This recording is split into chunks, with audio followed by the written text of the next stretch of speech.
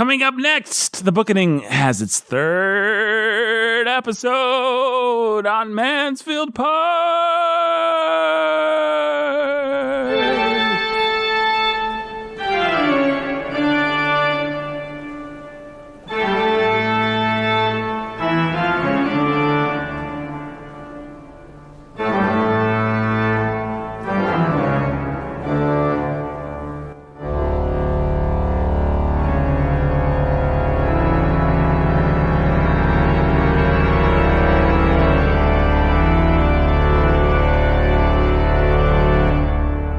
Everybody, welcome to the Bookening. My name is Nathan Albertson. I am your humble and obedient host, welcoming you to our third episode in the February, the month of love. Now, Brandon, we're past Valentine's Day now, I think. Let me see. Surely. We're past Valentine's Day. Yeah. Actually, this is Valentine. No, last week was Valentine's Day. Last week's episode came out on Valentine's Day. What do you say about that? It's February 21st. A couple days away from my wife's 30th birthday. Your wife's 30th birthday? You got some big plans? Story. Oh, yeah. Huge plans. Amazing plans. You just had to sweep her off her feet, and you just had like an amazing Valentine's Day, as we know. I totally did. I totally won. You won? She was defeated. No, I won the day. I won the game of life. You won. You rode up on a white horse. There was a little four-string quartet playing outside of her bedroom window when she woke up. Yeah. Roses and chocolates and violins and... Roses, chocolates, and violence. Violins. Oh, violence. Okay. Brandon, how was your Valentine's Day? Did you take Mrs. Chastain for a ride in a carriage? I understand love and marriage, they go together a little bit like a horse and carriage, is my understanding of how things work. Let me tell you, brother. Yeah, I did. You swept her off her feet. You gave her some flowers, some chocolates, some night on the town. You danced, you dined, you wined, you painted the town red. W-H-I-N-D. W-H-I. You whined. I whined because my feet were sore from all the dancing. Yeah. But you love your wife, though, right, Brandon? I do. She's probably listening right now. Why don't you say something nice to her? Hello, Anna. How are you doing, sweetie? Cupcake. Glad you're listening. Hope you're enjoying this. That was very nice. Now, Jake, would you like to say something nice to your wife? He's thinking. He's got like his... Why don't you tell your wife something that only you two will understand, but no one else will get? No. All right, well, to my future wife... Send that $113. Yeah, send that $113. I forgot about that. Honey, cupcake, doll. It should be $143. Mm-hmm. Let the listener understand. My wife would get it. 143. Is there like a Bible verse, like something 143? It's not a Bible verse. Is it? I'll leave you the puzzle. Page 143 of something? It's not page 143 of something. This is from a song. It may be in a song, but I doubt it. January 41st is someone's anniversary. 41st. 143. 143. $143. That'll be the sign. That'll be how we know. You don't think I'll get married until January 1st, 2030? January 1st, 2030? What? Wait, what? How do you get that out of 143? Well, no, I'm sorry. January 4th, 2000. I'm not good at math or dates. January 1st, 2030. I just said it again. 143, Brandon. We got to solve this riddle. Easy as 143. Easy as 143. You talk about simple as do re mi. Jake just can't count. 143. Do re mi. Baby, can't you see? You'll see it on the sign 143. Is that what you said? If I Google 143, will I get this? Possibly. I feel stupid. Oh, of course. I feel so stupid. Of course. 143, Brandon. 143. Oh. Well, I'll Google it too, so I can join right into this. This is my hint for our listeners. Oh, 143, of course. Yes. And may I say, Brandon, 143 to you. And Jake, 143. 143. Should we tell the listeners?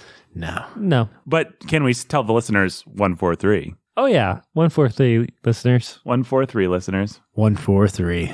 5. 1435. Oh, no. I gave you what you wanted. My wife got it instantly. She got 143? Instantly. As soon as I said it. Is she a fan of that particular thing? Yeah. 143 to all the wives and beautiful women out there listening. 143 to everyone that's listening. You're all special. In your own way. In your own. $143 a month. $143. That's all it costs to purchase Nathan's hand in marriage. Right. That's exactly right. I will jump on that train and never look back. Guys, I should probably introduce us. My name is Nathan Albertson. I'm your humble and obedient host of the Bookening. Have been for nigh on, I don't know what episode this is. It's probably like 70. So we're getting close to that 100 mark. So that's exciting. Going to do the big surprise for that. The big surprise. Yeah. Big celebrity guests we're going to get for that episode. Is that right? I don't know. I figure we'll go ahead and promise it, and then we'll have to figure out a way to deliver. Anthony Hopkins will come on, talk about his wonderful performance in Shadowlands and Remains of the Day. He's in 2 of our things this year, so maybe he wants to come on. Maybe. Probably does. None of this is, I need to introduce you guys. We got the pastor who's a master of reading. His name is Jacob Menzel. How you doing, Jake? Good. What's up, Nathan? Yeah, I'm doing all right. You got the Scholar. Seabiscuit, Brandon. Hey. How you doing, Brandon? Scholar, baller of reading. Yep. Fine fellow, a little bit Anthony Hopkins-esque, as we discovered last week. He's got the repressed button down. He's always angry. He hates me and Jake. That's right. But you wouldn't know it because he hides it deep down. He glowers at us sometimes. So I like you guys, but you never know it. Right. Because I'm glowering. Master of Pig Latin, as we found out last episode. Yeah. He's got the hair. He's got the face. He's got arms. He's a man. He's from Texas. Shoes. Guys, let's do some donor shout-outs. I expect a love-themed donor shout-out from both of you. Okay. I want these donor shout-outs to sound very loving. We'll go in the opposite order of what we've been doing lately. Go back to the traditional order, the trad order. We got Andrew and Esther, the lovebirds. That sounded great right there. Oh, you got to do it yourself. Andrew and Esther, the lovebirds. All right. Wasn't any good. What? That wasn't good. No, you want? No, I don't want to do it again. Okay, well, Andrew and Esther, I'm sorry you didn't get it. You got a subpar, Brandon, but you got an okay. Mona Nathan. Moore. Jake, let's hear some love for the inscrutable Jenny Z.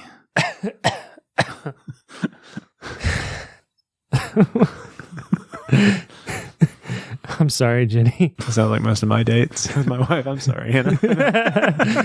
that's love right there. The inscrutable Jenny Z. The inscrutable. Okay. You know what? I'm the single guy here, so I can give the love to everybody. There you go. Hey, Jenny Z. I hear you're unscrutable. Unscrutable. Making up new words for you here. Thanks for the money. And Robert and Rhonda. Thanks for listening, you lovebirds. Going out to Robert and Rhonda. We got John and Jill and little baby Max. They're in love. And we got my beloved mother, Beth. Brandon, we'll let you do that one. Hey, Beth. And we got Maya's listening. Hey, Maya. And doesn't sound creepy at all. Hey, Maya. This is what your $143 is going to buy you. I mean, let's be real. This is when I'm in full romantic mode. Whatever. This is when I'm bringing the charm. And we got Jay and Katie. They were cold and love cheese. This is how you'll read the Chili's menu. I got you a quesadilla. 4 bean dip. We got Benjamin Tiberius. I don't know if he's got a love in his life, but Benjamin, we wish you to find a lovely lady if you don't have one. And if there's a Mrs. Tiberius, then just get her. You sit down on your love seat. You listen to this episode, Benjamin. If you put your arm around her and listen together, And we got we got Nathan, not me. I don't think he has, I don't know. You think Nathan, not me's got an amour out there? I hope so. He's got an eye on a Mrs. Nathan, not me. Well, Nathan, not me. You just, you get some red construction paper. You cut out a heart. You give it to Mrs. Nathan, not me. And cut out some newspaper letters and write the word love on it. Don't sign it. Leave it on her doorstep. So we've got that. We've got Eric and Catherine, the lovebirds, the original lovebirds on the Bookening. Eric and Catherine. Eric, you take her hand and you hold it and you go for a long walk. And then we've got Professor X. Professor X. I believe there's a Mrs. X. But we got Professor X. Hey, Professor X and Mrs. X. And that's now Jake and Brandon. Yeah. Are you happy that you didn't do those donor shout outs? I'm so sad. I'm a little sad. I'm just happy. I'm great. I feel like those were perfect. I made everybody. I got them in a romantic mood for the great month of February. That's how I would be feeling if I were. I bet everybody at home is feeling in a very romantic mood right now. You take her hand right now and go for a walk. A nice walk. I like to give people romantic. I think the Mysterious Phantom should give romantic. Guys, if there's one thing that I've said, is that the Mysterious Phantom will never appear on our show again. It's not going to happen. There will not be, and especially not in February, the month of love, there will not be an appearance by the Mysterious Phantom. No. Okay, guys? Oh, wait, you've been planning these episodes. I'm really worried now. I don't have anything to do with the Mysterious Phantom. He does what he wants, but he doesn't come on the show because I, Nathan Alberson, I am the humble and obedient host of this show. Hey, Brandon. Hey. Nope, wrong. No, yes. Hey. Hey, last time when we recorded our last episode on Mansfield Park, we were packing up. This was off mic. You said, that novel has a really great structure. Oh, boy. What did you mean by that? It's been a little while. What did I say exactly? That it has well, sure. Let's talk about the structure of this novel. Structure, yeah. I think what I meant by that were two things. One, the way the story develops it's really well structured. It's well put together. So if you go through each of the moves, is that what you meant? That's exactly what I meant. Illuminated. But were those my exact words? I think you said we should talk about the structure because the novel's got a fantastic structure or something. Some interesting things I wanted to say about the structure. Yeah. It's coming back to me now. Okay. That fact that she has that last chapter where she's talking about all the lives, it's kind of the summary chapter. Mm-hmm. This is something you'll see a lot with later Victorian writers. So I don't want to commit to this statement, but it seems like she's kind of being forward leaning with what she's doing with her fiction here because Dickens has a lot of these kinds of chapters. Yeah. And some of the other authors, they'll have these kind of chapters. And I don't know, that seems to encapsulate kind of, it's an interesting move. I don't think Pride and Prejudice ended that way, right?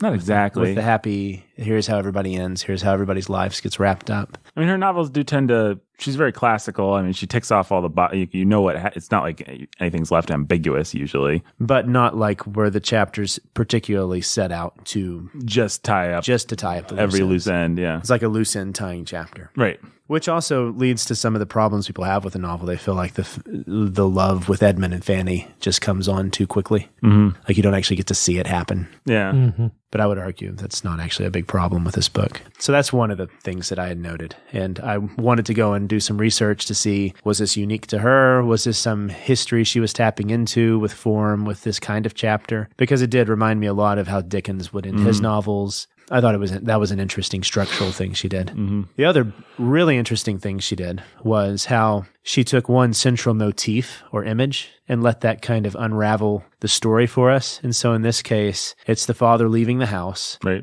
and the children being left alone and then having this play. Mm-hmm. And but how this play then acts as the central, like I said, motif for unraveling the story. So when you have the play, you see everybody's character. You see all their flaws kind of staged for you. You get to see Edmund's lack of persistence in the face of a pretty girl. You get to see Henry. You get to see Henry's ability to play to the crowd, his chameleon nature. He's the best actor by far. You get to see Fanny, who her problem is she has principle, but she'll never actually enforce her principle on anyone. Yeah, she'll keep herself clean. Yeah. But that's as far as she'll And so go. it's all staged, it's all put there like the cast of characters, and then the rest of the novel is just playing that out for us. And Jane Austen, she does that. She goes back to that for us by having all the characters looking back to the play as this moment where they either wish it had never happened or they wish they could go back to it again as the brightest point of their life. And so it's brilliant. I didn't see really this in Pride and Prejudice. So it's an interesting literary device that she's using here. It's not necessarily a symbol, but just a motif, some staging that then allows the rest of the play to kind of go forward, like a little cranking of the engine. Right. So when you have Mary specifically saying she looks back on the play and wishes they could go back to the most wonderful time before everything had gone wrong, and you have Edmund saying, "Oh, why did I should have known better," and everybody's character is completely defined by that play. Yeah. And it is interesting as far as thinking about the characters go, the fact that it's the father who has to leave, and he leaves his house. Mm-hmm. And then it's ruled by these, in the case of the aunt, wicked. Mm-hmm. I mean, she is a nasty character. Aunt Norris, yeah. I think she's much nastier, for example, than Mrs. Bennet. Yeah. Mm-hmm. I think Nora, she's probably the nastiest female character I think that I've seen in a Jane Austen novel. She's just malicious. She's sadistic. She just hates Fanny. I mean, and it's her and fault. Derives that Fanny's pleasure out of causing her pain at every possible moment. Right. Yeah. I mean, that line is so telling at the end when it says, I think it says something like, and not even Fanny shed any tears for her Aunt Norris's departure. And then it goes on, and then not even when she had departed forever. That's one that sticks out to me, and I think there's more to be said about that last chapter. In the context of your question, just structurally, I was fascinated how it kind of fits into the history of the novel at that time, because maybe I'm wrong, but I don't think that Pride and Prejudice ended with this kind of chapter. No, I mean, in Emma and Pride and Prejudice, we had chapters that did have do some work of summarizing, but there was always some scenes. And maybe it helps for the listener. So the last chapter is basically you just get little vignettes of what each person's life is going to be from then on. What's nice, so in the author, actually, the other interesting thing that happens is she actually enters the story right at that point, too. So this is chapter 48. She says, "Let other pens dwell on guilt and misery. I quit such odious subjects as soon as I can, impatient to restore everybody, not greatly in fault themselves, to tolerable comfort, and have done with all the rest." And so this is Jane Austen.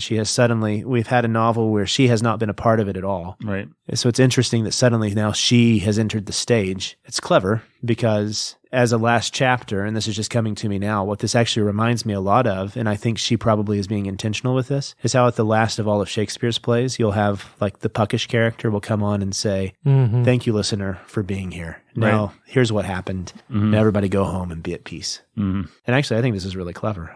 Yeah. This is a cool little device she's doing here. I think it's her nod again, and I kind of like it also because it's validating my point. Her nod to the fact that this theatrical motif is essential to understanding what's happening with this novel. So she tells you each of the things that's happening to each of the characters, and then where does she talk about Aunt Norris? I've got it right here. Yeah. It's where she's actually more or less tying up Mrs. Rushworth, right? Yeah, it says she was regretted. This is Aunt Norris. She was regretted by no one at Mansfield. She had never been able to attach even those she loved best, and since Mrs. Rushworth's elopement, her temper had been in a state of such irritation as to make her everywhere tormenting. Not even Fanny had tears for Aunt Norris, not even when she was gone forever. Before that, Mrs. Norris's removal from Mansfield was the great supplementary comfort of Sir Thomas's life. The great supplementary comfort of his life. His opinion of her had been sinking from the day of his return from Antigua. In every transaction together from that period, in their daily intercourse in her business or in chat, she had been regularly losing ground in his esteem and convincing him that either time had done her much disservice or that he had considerably overrated her sense and wonderfully borne with her manners before. He had felt her as an hourly evil, which was so much the worse, as there seemed no chance of its ceasing but with life. She seemed a part of himself that must be borne forever. To be relieved from her, therefore, was so great a felicity, that had she not left bitter remembrances behind her, there might have been danger of his learning almost to approve the evil which produced such a good. Just like, Turn that knife. That is brutal. He almost would have been happy that his daughter had an adulterous affair. Yeah, exactly. If only because it got rid of this horrible, awful, terrible woman. Is there not a line where it says that she and Maria would make each other miserable? Yes, there is. It ended in Mrs. Norris's resolving to quit Mansfield and devote herself to her unfortunate Maria, and in an establishment being formed for them in another country, remote and private, where, shut up together with little society, on one side no affection, on the other no judgment, it may be reasonably supposed that their tempers became their mutual punishment. That's right. Yeah, that's fantastic. So I just read paragraphs. I should have just started higher and read all the way down. But my wife and I, she's discussing with the book club. She's a part of the War and Peace tonight. Mm-hmm. And before heading here, we were talking about the novel. Right. And she liked how, in the end of War and Peace, how Tolstoy gives people what they deserve. Mm-hmm. Kind of like he does in Anna Karenina. Yeah. Some people don't get exactly what you would want for them, but that's because he's also a realist. But I like that when a fiction writer, because an author is very much shaping the world they're creating for you. Mm-hmm. When they do give people what they deserve, it's going to be a strength with Dickens, also a weakness with him too, because he can be very sentimental with it. Right. But I like the fact that characters here at the end of the novel are getting what they deserve. She's wrapping up her cast of characters. And one of the criticisms of this book is that this ending is too quick. Mm-hmm. Right. The criticism, I understand where it's coming from if you're not really getting what she's trying to do with the book. It would be nice to have a scene between Edward and Fanny just to give us the little moment between them, some dialogue. I will acknowledge feeling a little disappointed that we didn't get that. Yeah, like the walk. mean, yeah. Like the walk between Darcy and Elizabeth. Right. Exactly. Just a little cathartic interaction where we get to see what Edmund and Fanny look like together. Right. Yeah. You know, just a window into how that looks, how that works, how that give us, you know, don't leave it all to our imagination. Just a little bit more would have been, I felt that, but I also appreciated the way she wrapped it up. I wasn't too bothered by it. I was just and I felt like we know if there's going to be one Jane Austen book where she doesn't give that to us, this is the one, because we kind of know how Fanny and Edmund are together, and it's really cute. It's a nice little joke, the fact that she doesn't want to tell you exactly what happened or how long. I mean, the idea I got from it at least was that they fell in love with each other really quickly once Mary Crawford was out of the picture. You know, it didn't take Edmund long to wisen up. Well, he realized he had always been in love with her. Right. And so just to take this back to the question then, when you're thinking of structure, you always think then about, usually structure deals with the plot, which deals with action. And so how do the actions relate to each other? How are they paced? And so a lot of the issues people have with this novel is that you have a very slow pace at the beginning. Mm-hmm. It's drawn out with the whole Henry Crawford stuff that happens. And then suddenly at the end, it's all very quick. You don't get to see Henry's fall into disgrace. And so it's unbelievable because we never got an idea that that's really the kind of person he was. Mm-hmm. We don't get to see Edmund woo Fanny, and so therefore that's unbelievable. Except that Edmund's been wooing Fanny since she was 10 years old, and neither of them knew it. Right. Yeah, I would say that this novel is actually a very subtle novel. Yeah. And that if you're watching what she's doing, then all these things do make sense. And I don't think it's an issue with the novel either. I think that what she's wanting to do is she's testing your discernment. Mm-hmm. Mm-hmm. I think that's totally absolutely. Yeah. So, and I think a lot of people failed. I mean, this is going to maybe sound arrogant. We all passed the test, so we love the novel. But I mean, yeah, I think people genuinely don't have the discernment to see what's wrong with the Crawfords, and so therefore they hate this novel because they're like, Mary's a lot like Elizabeth Bennet. Mary's like Emma. Why is Jane Austen going out of her way to just suddenly Henry didn't have to end that way. Do a ex machina. I don't really believe he was that deeply flawed. Reward these characters. Why is she doing it? But it's all there. It's all there. Well, yeah, the reality is Henry and Mary were bad eggs. Right. Well, let's talk about that. I just want to just say that, you know, what you were saying earlier, I've had people come up and complain to me about the ending. One person said, it's almost like Austen died and somebody else finished the novel and wrote the final chapter, sister or somebody or nephew. And so just acknowledging that it's not just critics or whoever that feel that way. A lot of people feel that way. I would go so far as to say this novel might be more popular if it had a more conventional and more drawn out, give you the kiss between Edmund and Fanny. You know, you can see, you can imagine how a movie would do it, and you can imagine gone a little more over the top in drawing the flaws in Henry and Mary's characters. Mm-hmm. I don't think we've ever really talked a whole lot about the value of having to work with a piece of art versus a piece of art that just kind of does the work for you. Mm-hmm. I actually think there's value to both, but you have to know which kind of thing you're dealing with at the time. Pride and Prejudice was more of a book that kind of did all the work for you. Yeah. As soon as you get into the book. But I think what I meant when I said I'm really fascinated by the structure here is I think you begin to see, with a lot of more mature writers, like with War and Peace and Anna Karenina, for example, you're not just thinking about character, you're also thinking about the way he's creating and crafting the book for you. The interweaving of the story of Levin and Anna. Why is the story going the way it's going? Why is it pieced together this way? Why the horse scene? Why these things that are happening? And it's because they're not just writing the psychology of characters, they're also crafting a work of art for you. And part of that is with the pacing of scenes, plot, action, and then a clever writer, someone who is having fun with what they're doing, and it's perfectly fine to have fun with what you're doing. Mm-hmm.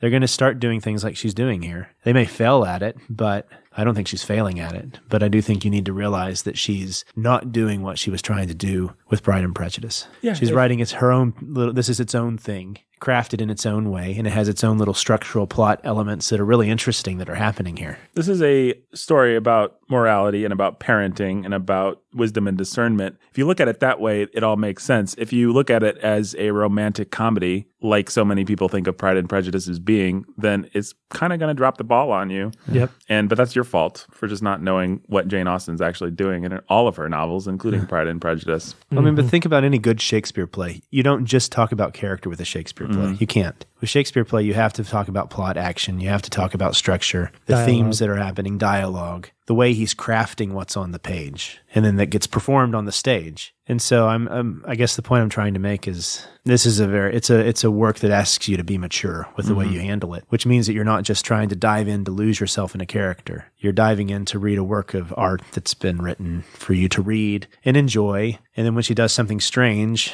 or you think is weird and you don't like, maybe take a step back and say, okay, what is Jane Austen trying to do? Why is she doing this? And have some faith that she's a good writer, and that if suddenly she's putting a chapter like this that's weird to you, maybe you're the one that needs to be taught and not her by your lack of getting it. Yeah.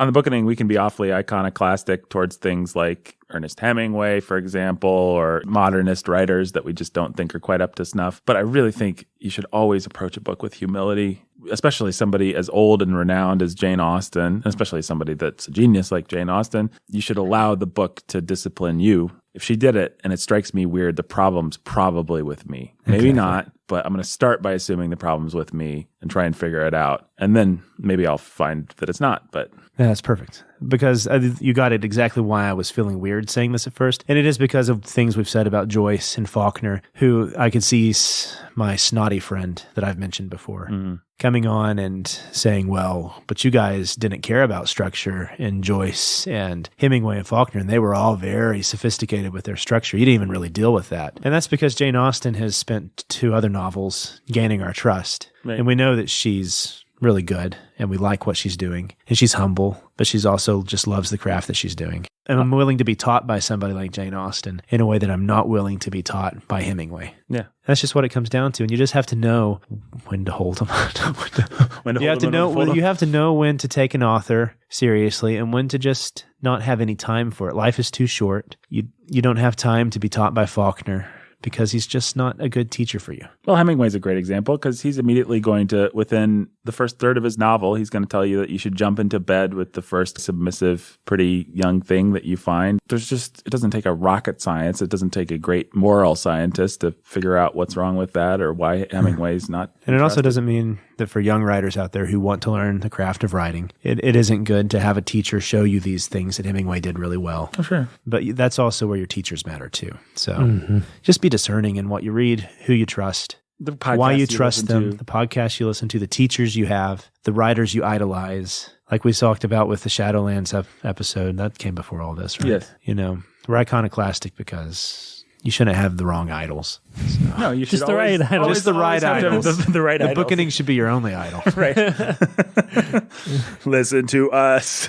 Drink the Kool-Aid. You shouldn't have any idols. Yeah. You know what Brandon meant, folks. I think that's a pretty fantastic last chapter, by the way. I love how I would love an extra scene with Edward, Edmund, and Fanny. That would be cathartic, like Jake said. But I certainly love the way that she's just dealing out justice to everybody. But let's talk about the issue. Jake, why is Mary Crawford not the same as Emma or Lizzie, just a foolish woman that needs to learn a valuable lesson and fall in love with Edmund? Mary is not a woman of... But Emma wasn't a woman of either. Yes, she was. She was, but the whole novel was about how she was a foolish young lady. Well, okay, so here's the thing.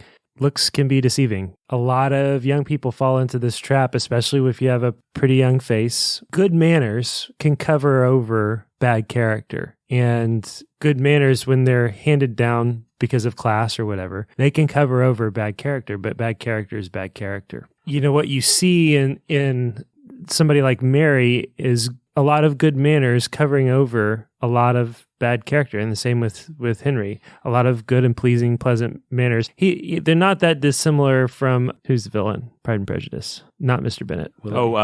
Willoughby. Willoughby. No, it's not Willoughby. Oh. No, it's not Willoughby. You're right. It's what is his name? It's like Wickham. Wickham. Yeah, Woodstock. Mr. Wickham. Yeah. Wickham. Wickham has good, pleasant, pleasing manners and bad character. And what's interesting about Mary and Henry is that Austen goes and makes them more sympathetic. I think she really wants us to question our take on she them really as does. readers. Like it really is a lot more sophisticated than anything she tries to do in Pride and Prejudice. Well, yeah, she tells you that Wickham's bad because she gives you the scene right away of Wickham saying, "Now I would never tell anybody's secrets to anybody. Now let me go and tell all the bad secrets and dirty, it's really... We're supposed to be able to see from kind of a God's eye point from of view. The very beginning. We understand the irony that's going on the whole time. Yeah. With these characters, we're supposed to really wonder, like, has Henry changed? Does he come around? Yeah, and can he come around? And you finally end up thinking, well, and then she validates, I lived with that tension for most of the book, and I felt very nervous of, is the rug going to be pulled out from under me one way or another? Because here in the very first chapter, we found out that, Edmund and Fanny, of course, they should turn out. It would be so sweet. What a wonderful little Cinderella story. Yeah, it was almost too perfect. Too perfect. And it's like, is she setting us up for an actual fall here one way or another? It's just validating to have her come back at the end, like she said, and say, well, if Henry just could have a couple of things, then maybe. If he just didn't go to that party, man. If he just didn't have to conquer Mrs. Rushworth again. But at the end of the day, character will out. What you have in Emma is you have a good, solid foundation with a lot of rough edges and a lot of problems that are expressed and look like bad manners. Right. But they come from good, sometimes bad and sinful things, but also sometimes from good intentions, just without wisdom or maturity. That can be worked with. What can't be worked with is manners without the principle of virtue, guiding and governing. It's fig leaves on the. I need a metaphor, guys. It's whitewash on the tomb, right? It's lipstick on the pig. Lipstick on the pig. Well, that's what you have. And it's a real contrast and it's meant to be a real contrast. You've got Mary and Henry, and they're pigs with some really great lipstick and enough great lipstick to fool Edmund. Mm-hmm. And sorry, this is a great metaphor. You're going to derail me if you don't let me. Me and Brandon are smiling here, but go ahead. I'm sorry. I'll leave. Enough great lipstick to trick Edmund. Yeah. Almost get Fanny to come around. On the flip side, Edmund and Fanny's virtues shine through so well, despite their external circumstances, that they can attract corrupt people who don't have that principle of virtue, but that can recognize it enough to appreciate it and be influenced by it. I think Mary and Henry are both some of the most three-dimensional. This novel just has the most realistic characters, I think, of maybe any Jane Austen novel. We'll see when we get around to Persuasion some year later on. Like Darcy is just Darcy, and Elizabeth is just, they're almost mythological, they're archetypal, they're types, and wonderfully done, but they're a little bit like grotesques compared to these characters, which are pretty down to earth and real. And everybody and everything's in play. Mary Crawford, in a way it's like she's attracted to Edmund in spite of the fact that, she could go after Tom, who's the rich brother. Right. And she wishes there was something about Edmund that she really liked, and it really irked her. Everything about it irked her. But at the end of the day, she was like, and I can't help but be happy to think that Tom might die and make Edmund rich. And it says that once she loses Edmund, she regrets it. She's like, she can't find anybody that combines those qualities. And her stupid, witty, morally bankrupt friends aren't as fun to hang out with anymore after her experience at Mansfield Park. Yeah. And it's interesting to see how the two sets of characters are parallels to one another. Mm-hmm. So Fanny has her principles. Right. And Mary has her principles. Mary's principles are she won't marry anybody who's poor. Right. Yep. Right. And her principles lead her a very specific way. And then Fanny has her principles that leads her a very specific way. And so Jane Austen is showing us you can have principles that are corrupted. Mm-hmm. Right. And it doesn't matter that you're just a principled person. Your principles actually have to be good principles. Right. And so then also Edmund fails by not being committed, right? And so he lets the play happen. All these things. He keeps falling for Mary. And then you have Henry, who tries to be committed. He decides he's going to seduce. There's that really weird scene where he tells Mary that he's going to make Just because Fanny fall in it'll love, be a good 'cause joke. It's like a game. It reminds me of like there's some movie that's like this, it's like right? Cruel Intentions. Yeah, that's what it reminded me of. But he fails completely, right? But he decides he's going to make Fanny fall in love with him, largely because it seems like Fanny is kind of the Dickensian angelic person, but she has her flaws, unlike like the famous Dickensian example is Agnes from David Copperfield. She has no flaws whatsoever. That's because it's one of the stupidest parts from David Copperfield. And that's because David Copperfield was Dickens and he wanted to give himself the perfect woman. Right. But not Flannery O'Connor. Fanny, she has her flaws. Yeah. I think we've pointed those out. Yeah, we talked about something. But despite those flaws, she still has this backbone and persistence that destroys Henry. And also then, in a very beautiful moment, brings Sir Thomas to repentance. Yeah. And it's actually, we haven't talked about, are you wanting to talk about Thomas eventually? Yeah, we'll talk about that more next episode, actually. But I think that's just a beautiful story, what happens with him. Yeah, we'll get to that. That's what I want to sort of wrap up our discussion of this novel with, actually. Yeah, so anyways. But I liked the parallels that are happening there. And so you get to see the two sets of Edmund through his lack of persistence. He fails, but then eventually that's not his damnation. Right. Because that's just that's a weakness in character as opposed to a wickedness in character. Well, it's also Henry's persistence is wickedness because it's just really disgusting. And I think anybody who wants to say that he's like Darcy forgets the fact that he basically told his sister he was going to woo and bed this innocent girl. Yeah, just because it's just fun because to he corrupt, could. it's a nice way to flex your muscles. Yeah, and you can't forget that scene if you're going to try and convince me that Henry's a good character. You're being really dumb and forgetting that scene. But Austen does a nice job of when he finally shows up after she's been living in squalid misery and he's really gallant. You do actually forget. I mean, you're like, of course you do. Wow, I hope this guy. I can actually see this guy having a chance, and I can see myself not hating the novel if he gets away with it. Yeah. Sheep's clothing always looks like sheep's clothing. But there was a real sense that Henry might just turn it all around. And that's where the three-dimensional stuff that Nathan was talking about. Yeah, and I think there's a real sense in which Mary would love, there's part of her that would like to get married to a good man that would like to sort of be disciplined by him. The choosing of Edmund would have been something. Yeah, because I think one way to see Henry is also kind of as a tragic figure. Because what we do get to see, the three-dimensionality with him, he does see something in Fanny that attracts him, and he wishes he was the kind of man that could have had her. Yeah. I think Mary but and Henry there's just both. some sort of self-destructive thing with him that in the end he doesn't think that he can change, and he's unwilling to. And so then he just destroys it all. And I see that. I mean, I've seen it in myself. I've seen it in others. Oh, sure. Just this self-destructive principle. Well, and the one thing we know about them, about the Crawfords, I excerpted this sentence because I think it's important to remember. Admiral Crawford was a man of vicious conduct who chose, instead of retaining his niece, to bring his mistress under his own roof. So that's who Mary and I think Henry to some extent, I mean, We're shaped by. It's an interesting question in Jane Austen. I think Jane Austen's one of the most interesting novelists to ask this dumb old question of nature versus nurture, especially this novel where we see poor characters can be bad and selfish, rich character, like anybody can be anything, but you also see how people are shaped by their circumstances. Maybe I should just ask you guys, nature or nurture in the world of Jane Austen's Mansfield Park? It's hard to say. It is both because they're orphaned, right? Mary and Henry. Yeah. And are raised by this aunt and uncle that take sides and then hate one another and give Mary a bad image and picture of what marriage is. Because there's that whole scene where she's talking about marriage and her friends and the marriage between her aunt and uncle and how that has just really perverted her sense of what a good marriage would look like. Right. Or if it's even possible. Right. But then you have Fanny and you have her brother and they come from that awful home. Susan, who is much better than her other sister. If there is a place where I've seen in Austen a case for nature and nature being something independent of class, it's this novel, right? You've got Fanny and William and Susan. Susan's the sister, yeah. Susan, the good sister, yeah. Edmund. And they all come from the same three sisters. And then you got the flip side of them. And then you've got the higher class Crawfords and the bad eggs. Right. Yeah.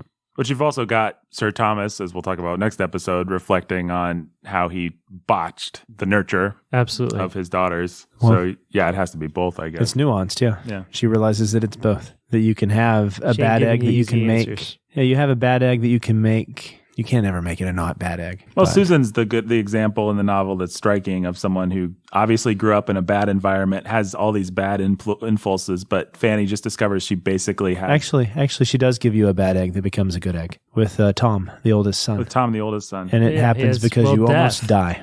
Yeah. He almost dies. And it's because Jane, she knows exactly what does these things. Yeah, I excerpted that sentence too. He became what he ought to be, useful to his father, steady and quiet, and not merely living for himself. Exactly. If you have somebody as bad as John Newton, it's going to take almost dying to save that person. Yeah. And God does those things, and Jane Austen knows it. And that's how she writes stories that aren't the bad Return of our last Jedi. What was this? The last Jedi fake feminist view of the world.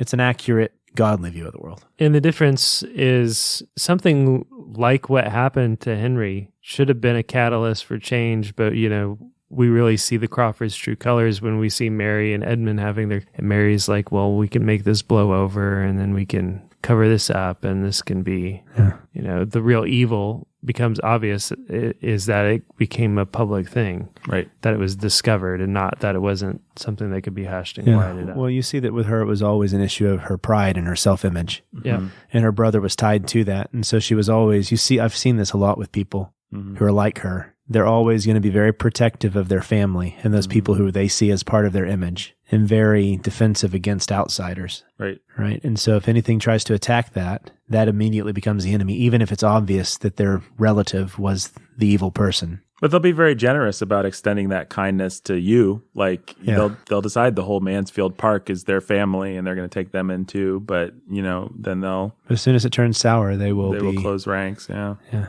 Fanny will become your enemy, even though Fanny has never done anything wrong. So yeah, it's a very recognizable type, that's for sure. And then she gets what she deserves. Right. So her own bitter heart becomes her destruction. Right. So everybody's kind of, I hate this phrase, but everyone's hoisted on their own petard in this. The people. You don't hate that phrase. You use it all the time. I know. And I hate myself every time. I'm like, I wish I was using a less dumb old phrase, but it's a good phrase. Everybody made their bed and everybody lies in it. And Mrs. Norris created her own hell. And so did Mrs. Rushworth, and so did Henry, and so did Mary. And they all don't have anyone to blame but themselves. And people don't get excused just for the fact that they're stupid either. Because Mr. Rushworth, you don't get the sense that he could have ever been better than he was. No, he's just an idiot. But Jane Austen still just writes him off. Right. So, sorry, buddy, nature made you stupid. Yep. She has a little bit of mercy on the Yates, I guess. Mr. Yates and whatever the sister's name is, Julia. That's right. But she wasn't ever as hard. She was just kind of dumb. She wasn't ever as hard-hearted, I don't think, as her.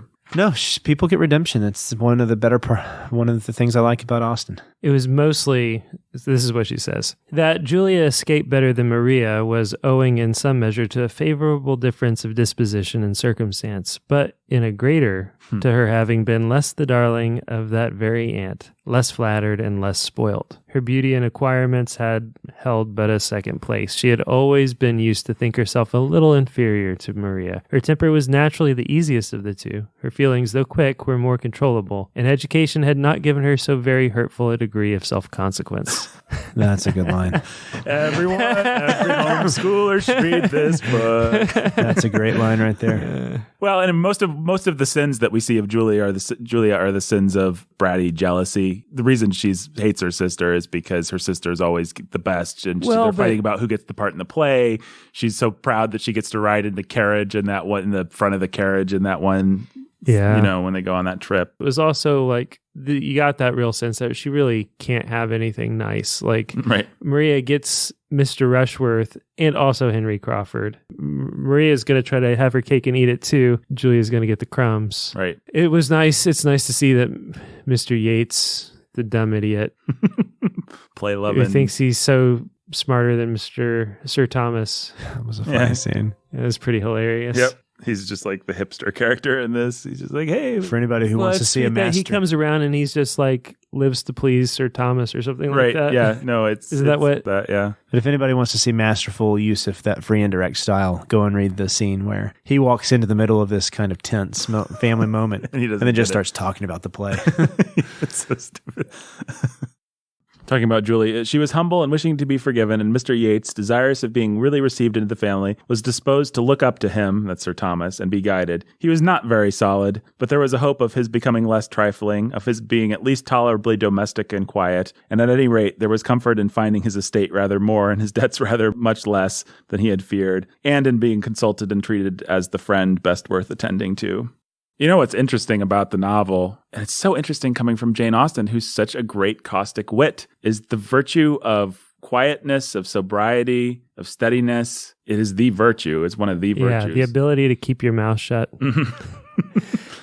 I either as a fool who's just keeping that folly in, or as a wise man who's causing no unnecessary pain. Mr. Yates is basically okay, sort of tolerable, because he's able to just be steady and quiet. When Tom repents, it says steady and quiet. He became what he ought to be, useful to his father, steady and quiet. Mm-hmm. Steady and quiet. Right. There you go. Young men. Shut up.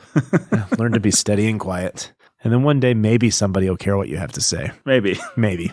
Well, all of Austen's men are steady and quiet men. What she hates are little men who are out to prove themselves. Yeah. What she hates are little men who are out to get glory or make, like, the men who are mocked are the men who have to make themselves bigger than they are, like Collins. Yeah. And the men who get bad ends are the men who make a big show of being gallant and putting on airs that betray an impoverished character. And what she likes, what she loves, and what she commends to you are just guys who keep their mouth shut, who are wise, who love people, who work, and they don't need any praise from anybody because doing what's right is good enough for them. Yep. Let that be a lesson to you, young man. Something to live up to, that's for sure. Man. Well, we haven't talked a lot about the church scene. And before we leave the Crawfords behind, I just want to mention that church scene. Fantastic. If you look at the play, you can predict everything that happens if you have a little discernment about the way that the play is going. If you, with Fanny, sit back and just watch everybody, you can kind of figure out who's good and who's bad. But I want to say the church scene is even more of if you want to understand why Mary Crawford is not anyone to be respected. Yeah, no, I agree with that. Maybe it's not that. Maybe it's earlier than that. Are you looking for something in particular? I love. It is. Is it 9? It's chapter. You're looking for where they talk about the clergyman and all that. Yeah. Yeah, it's in the middle of 9. Yeah. There it is. A clergyman cannot be high in state or fashion. He must not head mobs or set the tone and dress. But I cannot call that situation nothing which has the charge of all that is of the first importance to mankind, individually or collectively considered, temporally and eternally, which has the guardianship of religion and morals, and consequently of the manners which result from their influence. Mm-hmm. And with regard to their influencing public manners, Miss Crawford must not misunderstand me, or suppose I mean to call them the arbiters of good breeding, the regulators of refinement and courtesy, the masters of the ceremonies of life. The manners I speak of might rather be called conduct, perhaps the result of good principles, the effect, in short, of those doctrines which it is their duty to teach and recommend, and it will, I believe, be everywhere found that, as the clergy are, or not what they ought to be, so are the rest of the nation. Sounds like really wise teaching we've heard. My favorite part, I don't know if it's later or earlier, Mary goes on to talk about how great it is that nobody's required to go to chapels anymore. Yes. Yeah, and that's where Fanny pretty much decides that Mary is not really worth thinking about. Absolutely. Yeah, Fanny judges Mary for the rest of the book based on that. What I like about this part here is that you see Jane Austen's discernment, and you also see the fact that nothing is really new. And later on when Henry is talking about, well, yeah, I guess it's later in the book, but he and Edmund are debating the clergy, are discussing it again, and Henry basically concludes, well, if I could be a clergyman in the city, at least people would then be able to judge the value of my sermon based on like the construction of it, the structure of it. Like they would be able to just judge, is it well written? And I guess I could live with that. And so... You find it? What's so great about the scene is that Mary doesn't know or doesn't have in her mind that Edmund is going to take orders. Right. So they arrive at the chapel and she just starts spouting off what she thinks is clever stuff. And Edmund engages her. Right. And then a little later, Julia's like, oh, if only Edmund had taken orders, we could get the marriage done right now. And Austen has this moment where she says, Miss Crawford's countenance as Julia spoke might have amused a disinterested observer. She looked almost aghast under the new idea she was receiving. Fanny pitied her. How distressed she will be at what she said just now passed across her mind. Aw. Ordained, said Miss Crawford. What, are you to be a clergyman? But this is after... How could you not love Fanny? She's so sweet in that. I know. She's... How distressed she will be.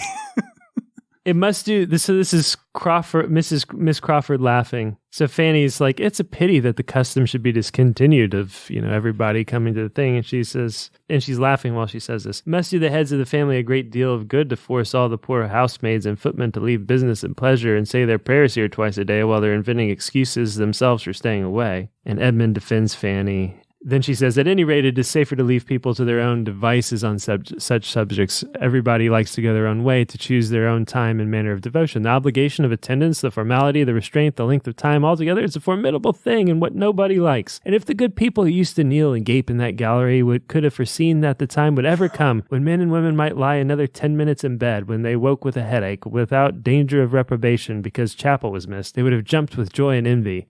Cannot you imagine with what unwilling feelings the former belles of the house of Rushworth did many a time repair to this chapel? The young Mrs. Eleanors and Mrs. Bridgets starched up into seeming piety, but with their heads full of something very different, especially if the poor chaplain were not worth looking at. And in those days, I fancy parsons were very inferior even to what they are now. For a few moments she was unanswered. Fanny colored and looked at Edmund, but felt too angry for speech. He needed a little recollection before he could say, your lively mind can hardly be serious even on serious subjects. You have given us an amusing sketch, and human nature cannot say it was not so. We must all feel at times the difficulty of fixing our thoughts as we could wish. But if you are supposing it a frequent thing, that is to say a weakness grown into a habit from neglect, what could be expected from the private devotions of such persons? Do you think the minds which are suffered, which are indulged in wanderings in a chapel, would be more collected in a closet? And it's your response. Yes, very likely.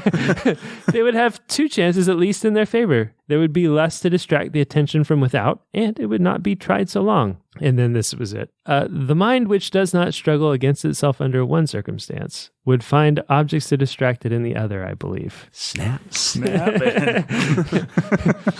And the influence of the place and of example may often rouse better feelings than are begun with. Man. But yeah, just that. I'm sorry to read all of that. I mean, it all feels salient to me. I love it. She just simply blows up that simple idea. Everybody, every evangelical who thinks, oh man, it's just better that we don't have, I don't even need to go to church. Just my private devotions. I'm going to go out to the woods and find my happy place with Jesus, You think that if you can't come together with a bunch of people who are there to worship God and not be distracted and discipline yourself in a place where everybody's there to worship God and everybody, you think if you can't do that, you're going to be better off by yourself. By yourself in the woods. In the woods. In your closet. So tell me more about your self-discipline. Please tell me more about the command of your soul and your heart that you have. And then he still falls for her. What an idiot. What an idiot. What a relatable idiot. What a normal guy. I would do the exact same thing. Oh, you're cute. Oh, you're real pretty. And but it's not even that. He's actively excusing her, even as and he lets the city stuff come in. Like I didn't read the last line, which is like, I haven't forgotten how long prayers can be in Oxford. Right. Yeah. Something like that. I'm sure the cleargymen in London are pretty faces who are happy to get up twice a week and get paid, and they get lost in the crowd, and they don't have to worry about their private lives. Mm-hmm. I'm not going to dispute that you paint a fair picture, right? But you might not be thinking so clearly about it. He thinks he's going to improve her. Yeah, that's right. That's always a good idea to go into a marriage. I'm going to make you better, baby. You'll learn to respect me. You will. And my job that you've said you hate and have no respect for whatsoever. And you woman who you don't seem to respect anybody but yourself and your brother, you will learn to respect me. Oh man, it's so relatable. Edmund might be my favorite Jane Austen hero, just because I think he might be. I could never be Knightley, but I might be able to be Edmund, both in his weakness. I mean, well, especially in his weaknesses. But man, much like I'm sure Edmund reflected in his later life, I'm so thankful for the women that I've been attracted to that God's allowed not to work out in one way or another. Just I like a pretty face, and I like someone who's witty, and man. And Jane Austen is clever enough, I think, to lend some of her own wit to Mary Crawford. I mean, she is painting a lively portrait. She's not wrong. Her cynicism is completely correct. I'm sure that's exactly how the Bells of Sotherton felt about going to chapel half the time. You know, Mary Crawford's never, you know, she is witty. She's not that far off. She is likable, you know, in her way. She would, if you put her... Fanny's scandalized because Fanny's, you know, she's in like this reverie of, wouldn't it be lovely to... Right. Fanny's too outraged to speak. She colored and was too outraged to speak. Yeah. And then she has the good enough tenderness of heart to pity Mary when she realizes, oh, Edmund's going into... Yeah. I don't see how people don't love Fanny, especially people that are, I know we talked about Fanny last episode, especially anyone who's ever struggled with shyness or timidity or fear of man or whatever. Fanny's just so relatable in the way that she, like when they're putting on the play and Fanny's watching them and she can't help but be a little bit amused. You know, even Fanny's not above getting a kick out of how selfish everyone's being in the play. I mean, it says she could not watch unamused or something like that. You know, I mean, Fanny's just like, I don't know. I understand people might prefer a more active character, I guess, to a passive character, but whatever. People are dumb. I like Fanny Crawford. And Jake's last episode said I should marry her, if I recall correctly. So that's right. Go marry her. Fanny, send your $143 in. If you're listening, I hope you have a different name, because that name doesn't really hold up too well in the 21st century. Yeah.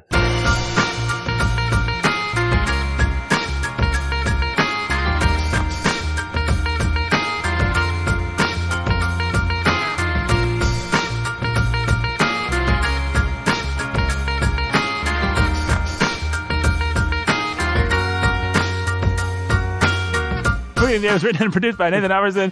It was, you got Brandon, I have it on good authority. His favorite barbecue, Indiana barbecue. You love the Indiana barbecue, right, Brandon? When it's done by Texas expatriates, yeah, sure.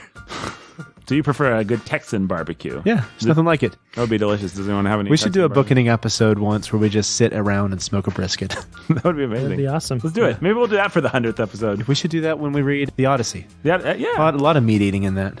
Bring some brisket in, some ribs. That might actually True be around story. the time of our 100th episode. I officiated a wedding in Austin, and I had brisket from... Where did I have brisket from? Mueller's restaurant, right? No, that was for... Did you have it from Franklin's? We had Franklin's during the day. One day brought to us. Yeah. It was amazing. Oh, yeah. I have to say, you and your brother, closest thing I've had to that anywhere, ever. It's good to hear. Yeah. Well, Premium quality brisket right there. Little plug for my brother's future restaurant, J. Allen's Barbecue, coming to Indiana in the next year. It's the real deal, man. Yeah. It's pulling no punches. It's the real thing. Yeah. Real pit smoked barbecue. It's nothing like it. Smoked for 14, 15 hours. These boys know what they're about. He probably wants to be a sponsor of the Bookening, right? Definitely. We'll read some copy for the right price. Oh, yeah.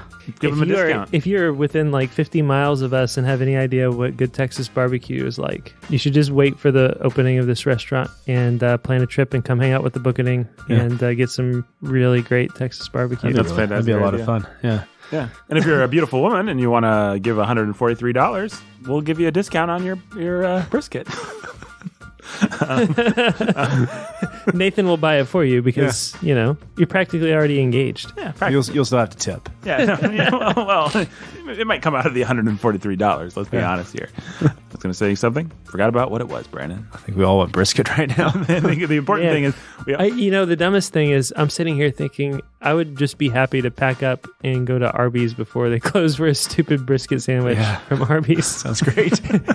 Which is not a good substitute for Texas brisket, in case you're wondering. Sandwich, It's a fine sandwich, but it's fine. It's fine. Arby's It's has all right. gone up. Arby's has come around. Arby's was a bad place to nigh on about 5 or more years ago, but they kind of repackaged themselves as a little bit more gourmet fast food. And The meat. They've got the meat. They got the meats and stuff. I think Arby's is really quite better than they used to be. Yeah. I like A it. brisket sandwich. They found their niche. It's all right. Yeah, it's not the best, but I mean, you can. There's no Arby's sandwich. There's no such thing as an Arby's sandwich that won't remind you of a better sandwich somewhere else. Sure. That's what I say about Arby's. But, you know, at least it reminds you of a better sandwich somewhere else instead of just settling for this is a fast food cheeseburger, not an actual good cheeseburger. Right. McDonald's doesn't remind you of anything except for the... McDonald's, it's his own thing. It's his own thing. Arby's, it's like, this is at least kind of in the same neighborhood of an Italian club sandwich that I might have at a place that makes good sandwiches, kind of. So, you know. And leave us a nice review on iTunes. Why don't you? Why don't you?